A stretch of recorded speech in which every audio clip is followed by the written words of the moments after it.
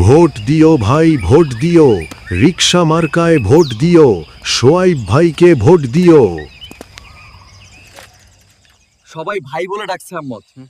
এই সোয়াইব ভাইটা আসলে কে? সে তো গোপালগঞ্জের একজন আলেম, গভীর প্রজ্ঞার মানুষ, ন্যায়ের পক্ষে বলিষ্ঠ কণ্ঠস্বর।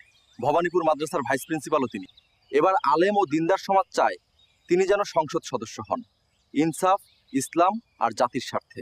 তাদের কমিটমেন্টটা কি? ওরা চায় গোপালগঞ্জের সবস্তরের মানুষকে নিয়ে ন্যায়, ইনসাফ, কল্যাণ আর অগ্রগতির সমাজ গড়তে।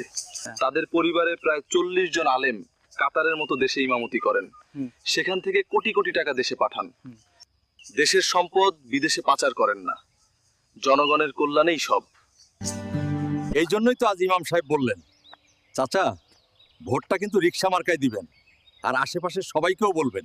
জি চাচা। এবার আমাদের অভিযান হলো ন্যায় ইনসাফের জন্য। জনতার পক্ষে পরোপকারী মানুষকে গোপালগঞ্জের প্রতিনিধি করতে হবে ইনশাআল্লাহ। চলুন চাচা।